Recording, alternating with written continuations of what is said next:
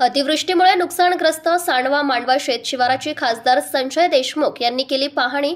नाला खोलीकरण व सुरळीकरण करण्यात यावा, सांडवा मांडवा येथील शेतकऱ्यांची मागणी।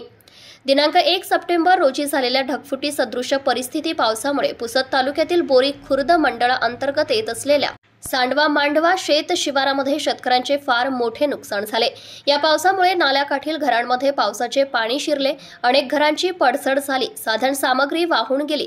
तसेच या शेत शिवारातील नाल्याकाठावरील पावसाच्या प्रवाहात शेत जमिनी खरडून गेल्या।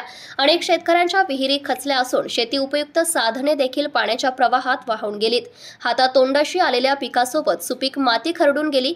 तोंडाशी आलेला घात निसर्गाकडून हिरावला गेला। कापूस, सोयाबीन, तूर इतर पिके नष्ट झाली। झालेल्या नुकसानीची पाहणी करण्याकरिता खासदार संजय भाऊ देशमुख यांनी पाहणी केली आहे। यावेळी ग्रामस्थांनी नाला खोलीकरण व सरळीकरण करण्याच्या मागणीचे निवेदन देण्यात आले।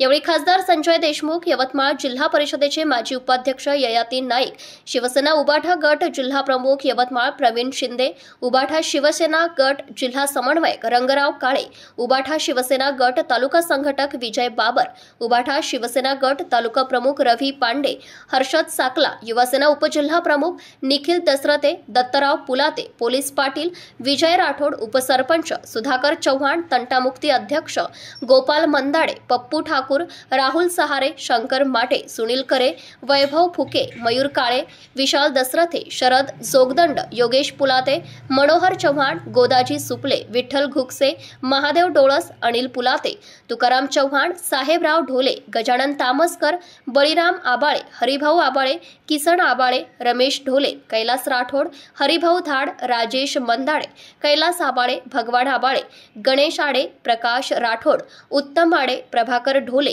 ज्ञानेश्वर काष्टे, ज्ञानेश्वर आबाळे, तेजस आबाळे, काशीनाथ मंदाडे इत्यादी मान्यवर मंडळी तथा मांडवा येथील नुकसानग्रस्त शेतकरी मंडळी मोठ्या संख्येने उपस्थित होते।